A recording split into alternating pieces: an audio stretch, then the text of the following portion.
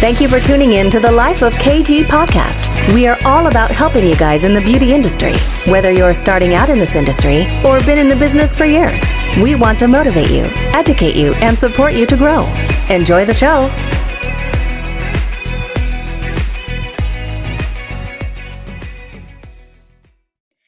Hello everyone, welcome back to a Life of KG. I hope you're all okay. Hopefully this coming week, Thursday I think it is, hopefully we'll have a good announcement where we get a date where we can finally open again. It's been a long time coming, a lot of letdown in the industry, and we just need some good news. So hopefully this coming week will be the week. Tonight I'm interviewing Genevieve. So Genevieve is the MD and organiser of multi-award winning lash event company, the Lash Social UK. If you haven't been to one of the Lash Social's events, then check it out. It definitely is a must. Genevieve also specialises in worldwide competitions, and that is what we're going to be talking about today. So if you haven't entered a competition before, if you're thinking about entering one, if you're a little bit worried about doing that and don't think it's for you, then make sure you listen in, because you might get some really good tips and actually just have the confidence to enter the next one that's coming. So without further ado, here she is. So Genevieve, thank you so much for coming on tonight on a Sunday. You're welcome. Thanks for having me. It's cool to have you on board. So can you introduce yourself to those who don't know you and explain what you do? Okay, so my name's Genevieve Hickin. Some may know me as Harding on Facebook. I just use that as a business name. It's my maiden name, but Hickin is my married name. I've been in the beauty industry since 2008 and the eyelash industry since 2010. Mainly working as a beautician and eyelash technician, but I ventured in to start my own business, the Lash Social UK, which was... I don't know how long ago that was now. I think they're coming up to about 3 years now, which is where we put on events for the eyelash industry and competitions. And that's mainly, I think, what I'm more known for now, the Lash Social. Yeah, and what do you prefer doing? Your obviously business that you've had for ages, or the Lash Social? I know obviously they're very different, but your time always seems to be with the Lash Social now. I think 100% during lockdown it's been with the Lash Social. I've not had much else to do like everyone else, I suppose. But I like both sides of it. I am quite business minded and I like bringing people together, and the buzz for the events is amazing. But there's a lot of behind the scenes work. I mean, as you know, with putting on events, there's a lot of work that goes into it. Yeah. I think I like both sides, which is why I still do both. I mean, there are times when I think, do I still want to do the beauty side of it? But no, I still very much like seeing my clients. I don't take on that many new clients nowadays. But yeah, I don't have a preference. I like both. And obviously, because you've been doing Lash Social for a while now and you're holding all of these competitions, we see you as now as expert when it comes to competitions, which is why obviously I wanted to get you on today and really get into the nitty-gritty of entering competitions. How important is it for a business or lash techs, nail techs, hairdressers, whatever industry they're in, to enter competitions nowadays? I don't want to say that it's something you have to do, but I definitely think it's something you need to at least try. I think that it's really beneficial for your business if you can place in competitions, because then of course you're then known as an award-winning artist. If you were to enter an international competition, then you can become an international award-winning artist. I do think to clients that does look really good if you put it on your website, on your social media. But by saying that, I don't want people to think that you have to be an award-winning artist to further in your career. I mean, I myself, I've entered quite a lot of competitions. Although I have won a couple or placed, I'm not someone that places every time that I enter. But I don't think that makes me any lesser of a lash technician. Does that make sense? So I think it is important to enter, to try it, to get feedback, to learn from the experience. But you need to remember that you're not solely entering competitions just to place. So I think as long as you have that in your head and you're in that frame of mind, then everyone should enter. Yeah, definitely. That's what I always think as well, because people are like, oh no, I'm not going to enter because I'm no way going to win, or they put this pressure on themselves when it comes to actually placing. But when, like, even when we enter competitions as a team, like I now get my team to enter, or sometimes like I've done Lash Social this year, like it's not about placing for us. Obviously, if we place, it's amazing, and that would be the end goal. But it's about the improvement they can give on your sets, getting the feedback from the judges, which is just helps so much, doesn't it? Like when you get feedback forms, especially from your competitions, they're so in depth, and the judges give so much detail away of how you can improve your sets. I just think it's like going on a course. It is. I think, especially with online competitions, obviously the entry fees are a lot less than that of a live competition. And I do think the feedback, I do think it is amazing. But what you've got to remember is no matter what competition that you enter, you're always going to give yourself that chance to produce your best work for where you're at in your career now. So maybe not so much in live, because there's a lot more nerves that are involved in live competitions. So I for sure do not produce my best work in live competitions. I've now come to terms with that and fully accept that. I'm much better judging them than doing their lashes, and my hands just turn to mush when I do a live competition just through the adrenaline. But with online competitions, there's no excuse for you not to produce your best work that you're physically capable of, because you're in your own environment, you can do it in your own time, you can give yourself as much time. And if you don't like the set, you don't have to enter it. So no. I just think it's definitely something that you get so much feedback from as well. So the feedback is on your current best work, especially for an online competition. I do think it's important, if you are thinking of entering, to choose competitions that do give the quality feedback. Some competitions just announce winners and then don't give feedback, or you just get sent a certificate or a PDF of a certificate. Sometimes you just get a score sheet that just has where you scored. What you want to look for with a competition is something that gives you an actual note form where the judges can write a comment. I mean, we don't make it compulsory actually that judges have to write feedback, because the sheer amount of entries that we get, it's a big ask, especially because judges aren't always paid for competitions to mark them. So it can take, especially for a competition of our size, a good 3 hours or more to do your judging. So to then ask every judge to physically write out feedback for each entry, it is a big ask. But we make it as, we just say it would be preferred if you could write feedback, and we have a nice box for them to write in. So it's then easier for them to write their comments after each category, after each entrant. I've noticed through judging some competitions, they say if you would like to leave feedback, like write it on another piece of paper and things like that. I think sometimes you're less inclined to do that because you have to open another folder. Do you know what I mean? So I think it's nice if you're able to get feedback as a participant, you're really going to learn from it. So choosing those competitions, it's going to benefit you more.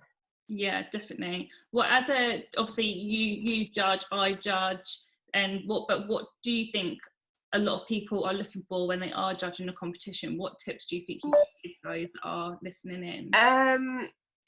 Sorry, what was the question? I just turned my phone on silent because it was vibrating. Sorry.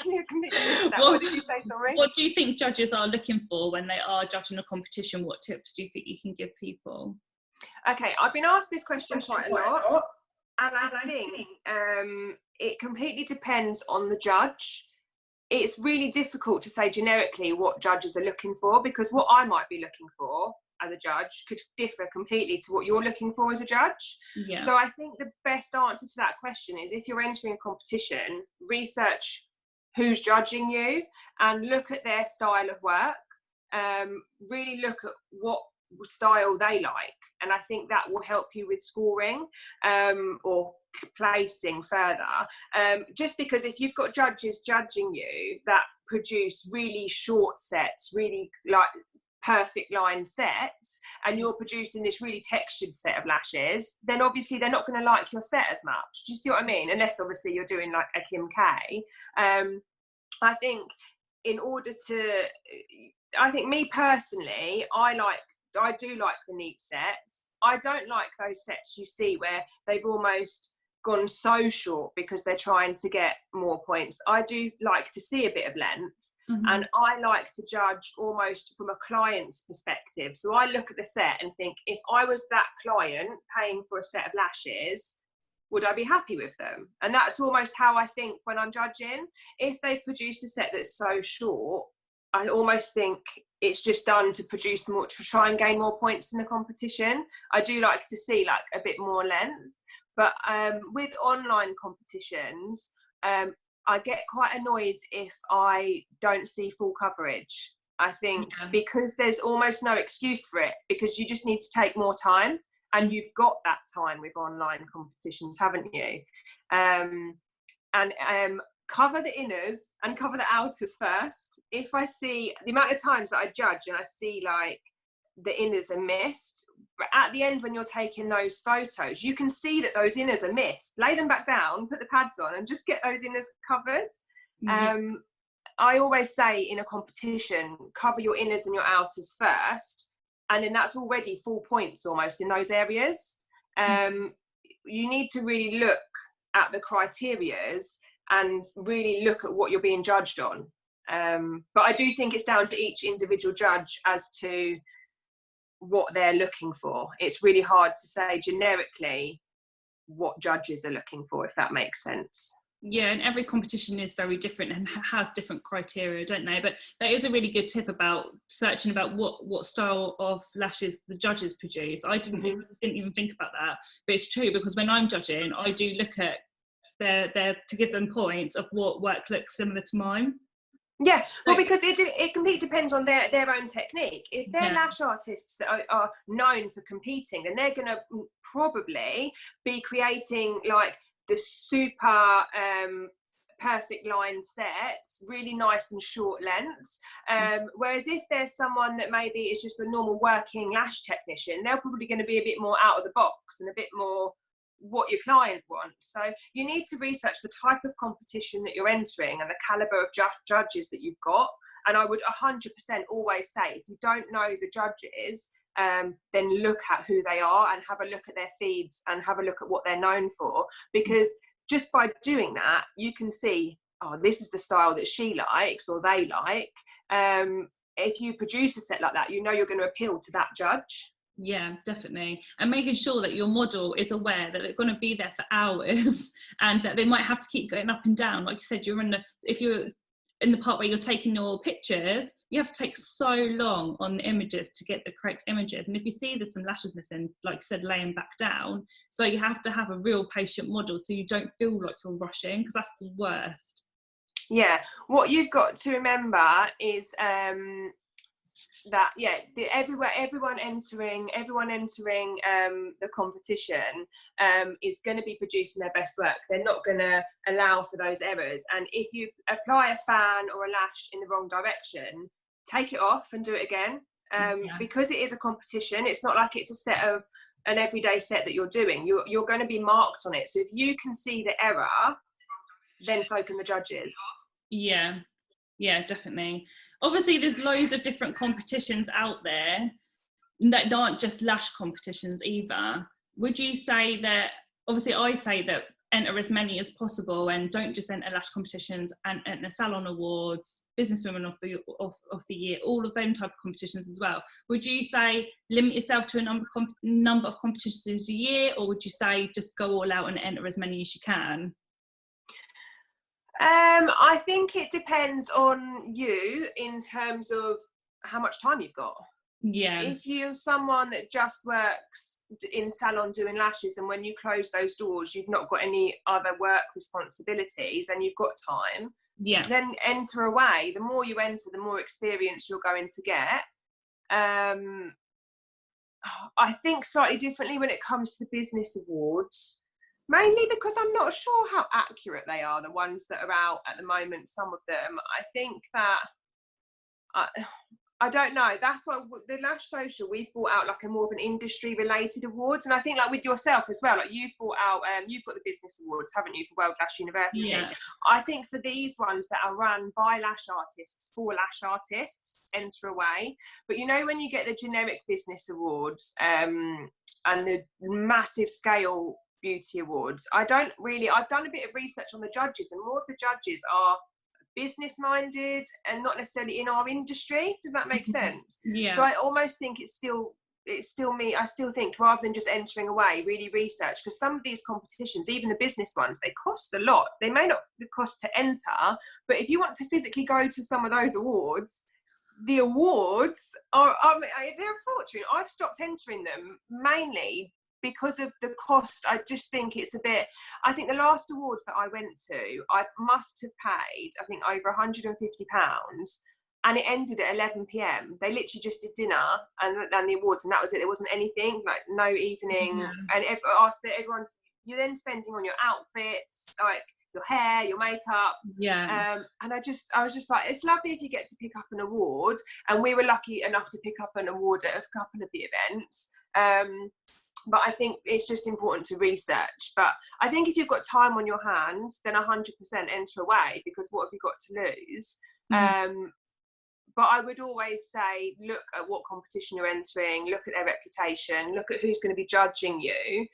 Because some competitions in the industry have judges that are award-winning judges, brand owners, and really respected lash artists. And then there's other competitions that maybe have your normal lash technician that's judging and things like that. And I think that you want to be judged by someone that knows what they're talking about and has been through the process of entering competitions, winning competitions, or at least running a brand. Yeah, definitely. Talking about the expensive competitions, I entered the it was Amazon Livewire like franchise awards last year. Okay, I've not heard of that one. So obviously, because it's like Amazon, it's obviously a really big one. So I was like, oh, I'll go for it. Most people won't get it, but we won it. But I didn't physically go to the actual ceremony, and I'm gutted because we obviously won it, and it would have been good to go on stage. But it was £500 tickets. And you don't want to go on your own. You're not going to go on your own, so you've got to then take a mate. That's £1,000. But just a ticket. I was really annoyed. I'm not going to mention the name of this business. It's not in the lash industry, but it's similar. It's a similar event that's a business awards, and we took the runner-up awards. We didn't place, but we was like the second. But this really hit home. Did you see Lash-based Jamie's? Well, everyone's been talking about it actually, about how in the House of Commons they were laughing almost about making a mockery. Well, I commented on Jamie's post and basically said the last time that I felt like this was when I was at one of these events, and I was at a business awards, and I had paid, I think it was £99 a head, and I'd paid for myself and two friends to go, because again I didn't want to go on my own. It was for the Lash Social, and when they called out our name as a business, the person that was the presenter actually started laughing, thinking it was about going on the lash.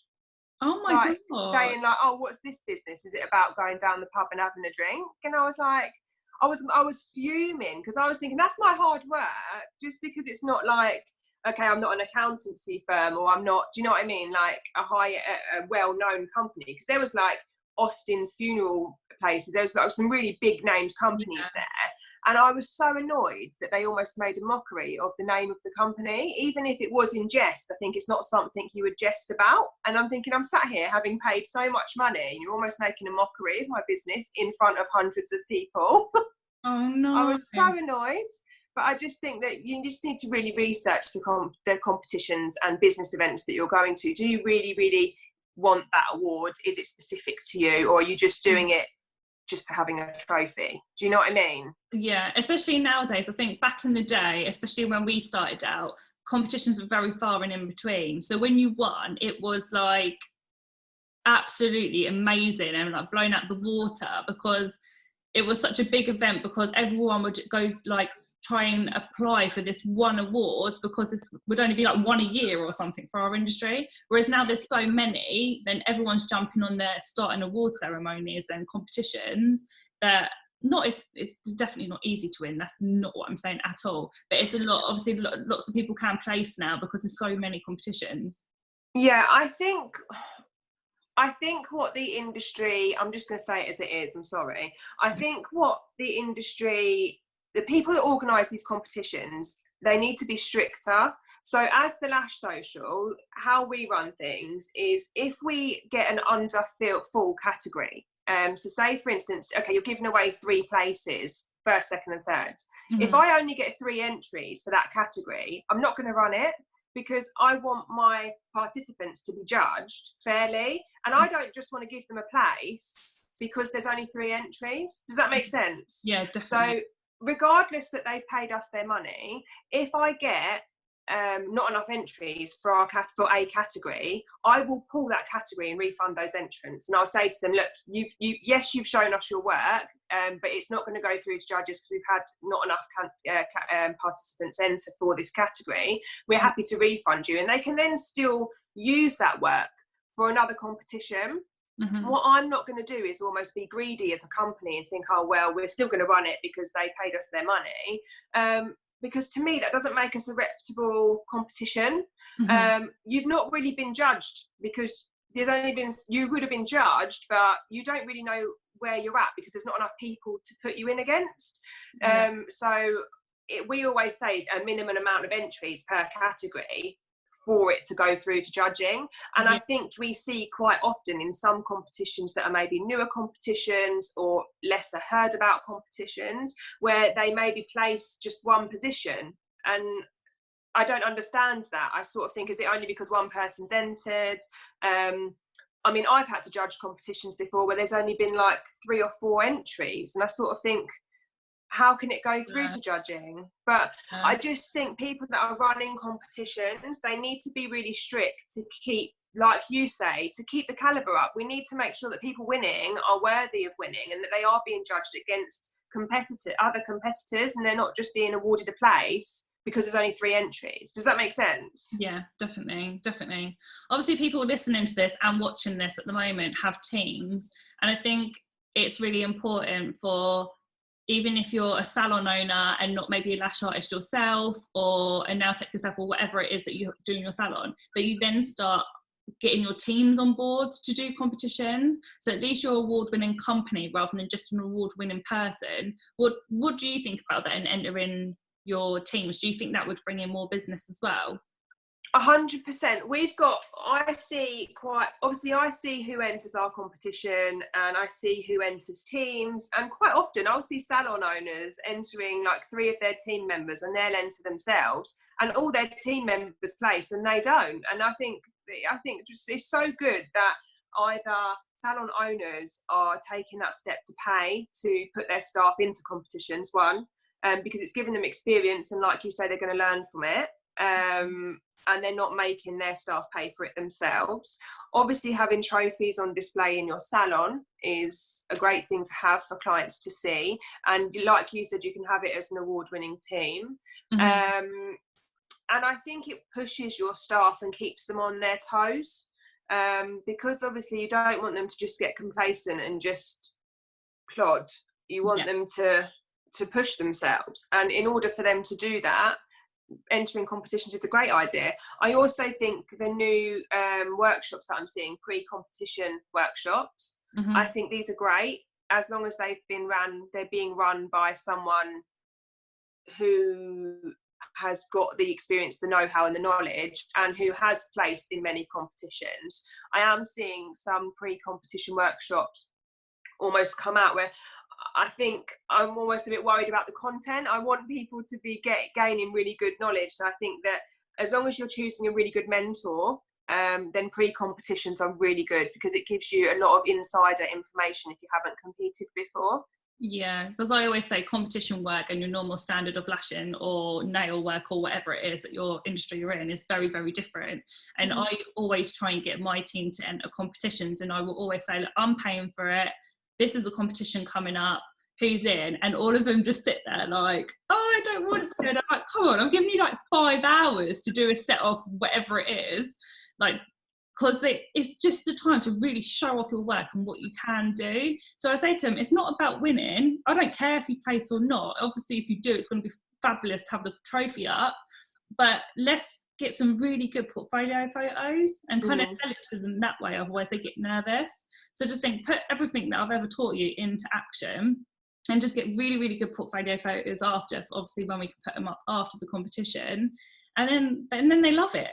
But they do get really competitive with each other, which is just hilarious. One thing I would say as well is that we're talking a lot about online competitions.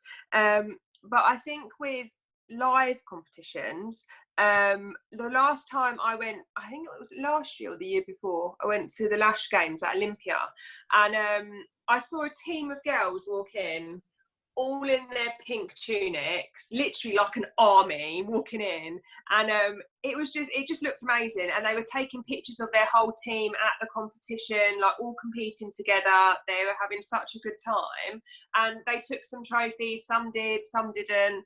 And I just thought to myself, do you know what? If I had a massive team behind me, I'd get us all down there, go and compete, and just even for your, like you say, if you don't win, going to a live competition, one, the buzz is absolutely amazing, even though you'll be absolutely really nervous, but especially the first time you go, the buzz is amazing. The networking opportunities, again, are invaluable. Like, it's so good to meet other lash technicians and the artists and see how the competitions work, to see that side of the industry, because it's a completely different ball game entering an online competition to a live competition. But just the content for your social media, showing your clientele that you're putting yourself out there, you're physically going to a location to compete, showing all the video footage of the event, showing you at the event. If you're award winning, like you say, you can then go on the podium and get your prize and be like, do you know what I mean? Like, proud as punch, and getting some amazing photos and videos for content. So I do think live competitions as well, if you can get your team down there, all go and make a day of it. Definitely, it's so fun. You're bringing out an ebook, aren't you, for competitions? Did you want to talk about that a little bit? Yeah, so that we launched I wasn't actually planning to do this, but I launched an ebook because I get so many messages from other companies, people organising competitions. So I brought an ebook out for how to organise a competition, and it's had some really good feedback. But when I launched that ebook, volume 1, so many people messaged me wanting to buy it, but they got the wrong end of the stick and thought it was for entering competitions and not how to organise competitions. So that made me think, well, obviously people want something that is a how-to for entering competitions. So I started writing the second sort of volume 2, which is entering competitions, but more so about understanding them. So we're going into things like the criterias, understanding the different criterias, understanding the scoring system, the judging system, how the judges score your work in both live and online competitions. There's so much content. I think we're at about 30 pages at the minute. I've also got guest article pieces from Cindy Nichols talking about fantasy, because I'm nowhere near a fantasy lash artist, so I thought I don't want to write anything about in detail giving people advice on fantasy. So Cindy has written her top, I asked her for top 10 and she's given me a top 12 list for fantasy.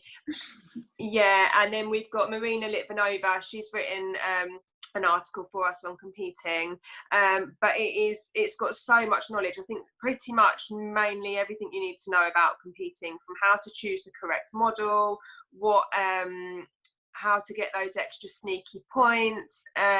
It's a really good ebook, and it'll be released, I'm hoping, tomorrow. I'm just waiting for one finalised thing to come through, and then it's ready to go. So it's a downloadable version. If anyone wants to order it, they can just send me a message on Instagram. I'm just in the process of trying to set up a shop for the Lash Social website, because I've got a shop on my beauty page. So at the minute, you just have to send me a message and I'll email you the PDF download. But it will be on a shop on the website soon. That's so cool. What was it that made you wanting to kind of start to run competitions? I didn't at first. So the first thing the first thing I did was I went to a conference, and I paid a lot of money to go to this conference, and I felt quite underwhelmed. So that's what made me go into creating the Lash Social, and then obviously the event was really successful, so we created another one, and then alongside the event we just thought, wouldn't it be good if we did an online competition where people can still come physically to the awards if they want to. So obviously normally with an online competition, the ceremony is on a webinar or on Facebook, or there's a live feed. It's not very often that when you have an online competition you go to the event to receive the awards or to see the ceremony. So we just thought it would be nice. And what was really nice at our first event that we ran was that quite a lot of the winners were in the room, which is a worldwide competition. But I think because it was our first event, obviously the news didn't travel as far. It was more UK based, and a lot of people that had entered had then come to the conference, or a lot of people who had bought tickets to the conference decided to enter because they were going to be there. But each year we've reached further and further afield, so we've had less winners in the room. But I just wanted to do an online competition that was worldwide, that was fair. I mean, I'm so strict with judging. I wanted it to be that people got feedback that was going to benefit them. So many times I've entered a competition where I've just sort of either not received feedback or just been sort of, here's your form, or even worse so, it publicly, you know, when they publicly put the sheets up of scores, I think, oh no. But yeah, no, I just wanted to give an event to the industry, and it's been really successful. I think we're known to be quite strict. We don't bend the rules. I think the only time we've had to sort of change our ruling is this current one that we've just done, the Easter one, but that was due to the coronavirus and lockdown. It just made it a bit tricky for everyone. But we still managed to pull it off. But yeah, I think we just wanted to bring something to the table that would be respected and that people would want to enter worldwide. That's so good. And obviously, having been at your events and obviously entering the competitions as well, I can honestly say it is one of the most professional competitions I've ever entered. We try. I mean, I mean, as you know, the admin behind it is insane. But I like to feel what I find with a lot of competitions is that you see people asking, like, when are the results going to be? When are we going to get feedback? When are we going to get this? When? That they've not been given any information. So like we openly say, okay, after this is the deadline. This is when you'll hear about who's won. We also say to people, like, look, after we've announced our winners, our priority is to send our winners their prizes and their gifts. So we like to say to our winners, look, allow 2 to 3 weeks to receive your prizes, because obviously we ship internationally. So if we're shipping to Australia, Singapore, Thailand, then they need to allow a longer time. We then say to people, look, for feedback, allow again up to 3 weeks. But normally by sort of 3 days after the event, everything's done. I normally set aside 2 or 3 days, because I don't like having a list of things to do when people are waiting on me. If it's a list like tidying up the house or something like that, I can ignore it. But if I know someone's waiting for something, I can't not do it immediately. I have to get it done. So I think I like to make people aware as to when they're going to receive things, when to expect, and I think people like that, which is why they re-enter. I mean, we've had people that have re-entered our competition every event that we've done. We've had winners from all over the world. Every event it seems to get further and further afield, but I love it. I love that we're sending prizes. I think this one I had to send prizes to Japan. I had to send one to Australia. It's lovely that we're reaching that side of the world. I feel it's doing what I wanted it to do. It's absolutely crazy, isn't it? I love that. Yeah, it is. It's amazing that people from all over the world are wanting to enter the competition. So but I think it's amazing that lash artists are entering worldwide competitions, because you are up against more people. There are competitions that are just based for your country, or like the live competitions. Obviously you're up against less people, but I mean the online competitions, you can be up against hundreds of people, and I think if you do really enter a competition that is a large scale one, to place in that is amazing. Yeah, absolutely incredible. And to say that you are a winner of a worldwide competition, it's just incredible. Like, so just if you haven't entered anything yet, because a lot of people are nervous, aren't they? And a lot of people are new on the scene as well, and think, oh no, I'm just not ready, or they haven't got time or anything like that. But I just think, just make the time and set that time aside to do that one competition, because if you do place, it's worth every single second that it took to do that. Talking about beginners, I definitely think if you're a beginner, the sooner that you can enter, the better, because the good thing about being a beginner is that you'll be in the beginners category. You're only able to be in that catchment. I mean, every competition varies, so again, I can't specifically say generically across all the whole board of competitions in the world, but some competitions for a beginner, they'll say someone who's been lashing for less than a year. Some will say someone who's been lashing for less than 2 years, and then I think our one is less than 3 years since your first classic qualification. Now, the problem is if you're someone who's been in the industry for years, so like, for instance, myself, I came into lashes in 2010. Well, back then, no one knew what an eyelash competition was. It wasn't something that was done or known about. I don't think they were even around back then.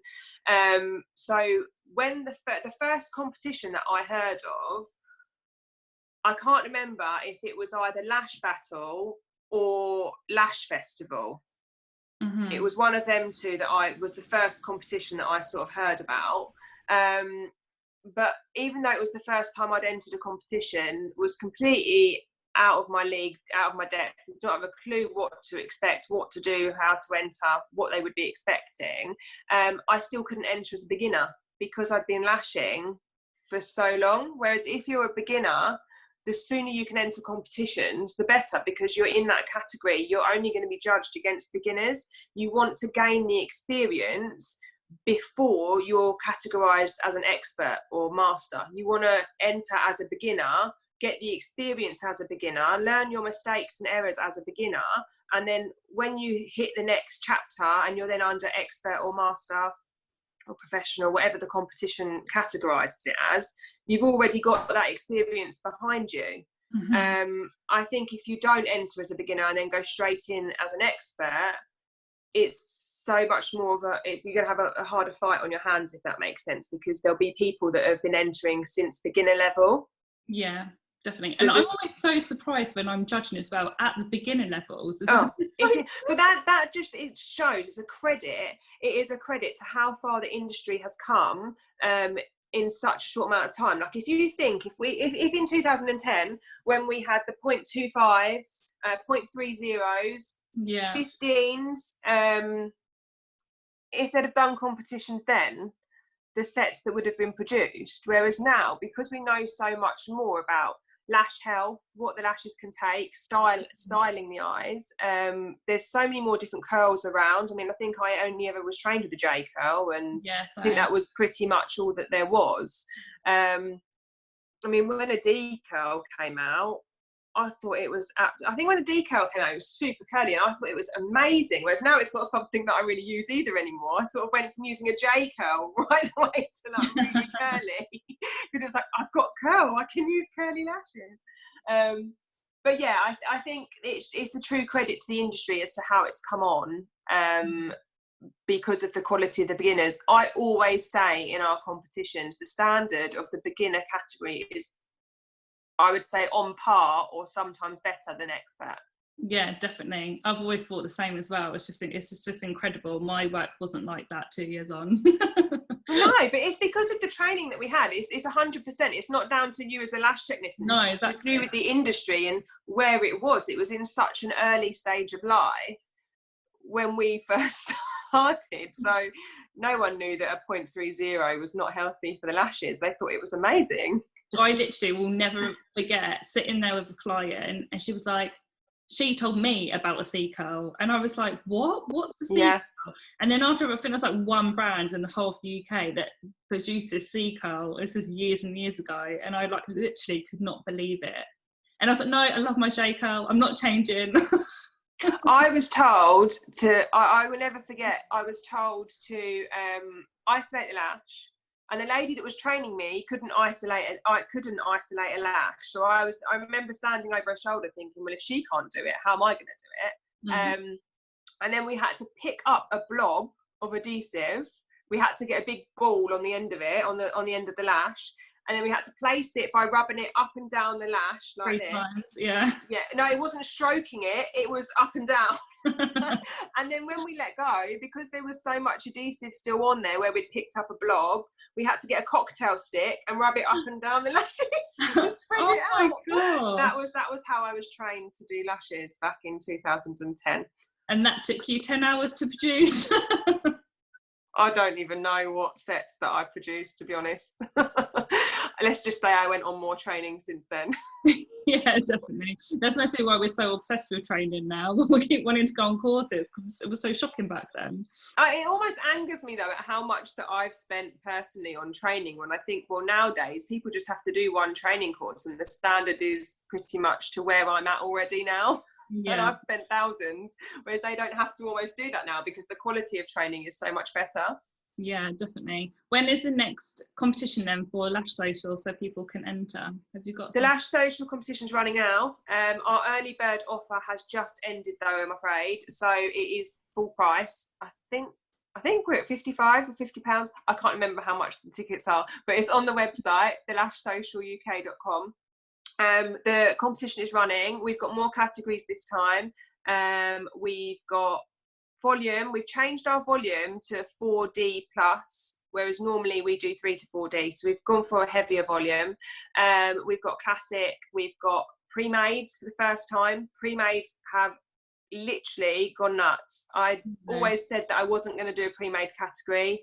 But I put a vote up on the Instagram page saying, would people like M and L curl? So I was going to do either an M and L curl category or pre-mades, and it was literally nearly 100% pre-mades.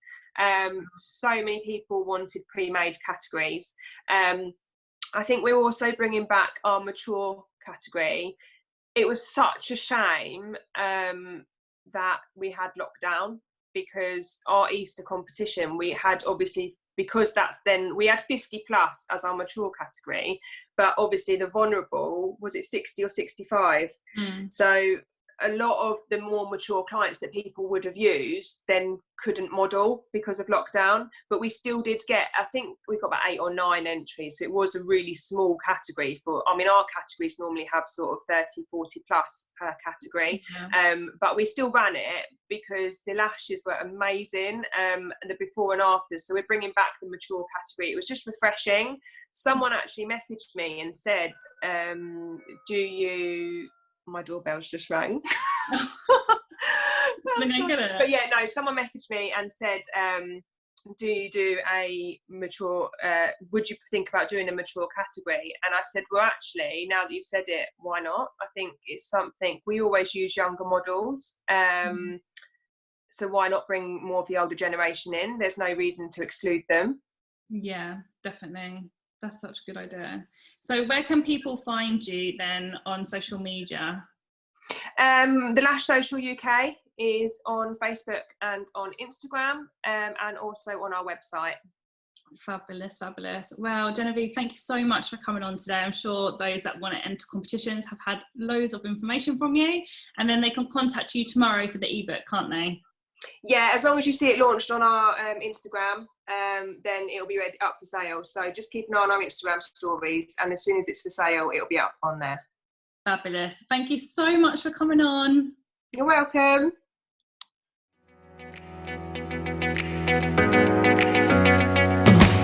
We would love to hear what you thought about this episode. I love the show, guys. You're awesome. Please leave a review and share on social media tagging @KG Salon so we can share. I always follow them. Until next time, have an amazing, successful week.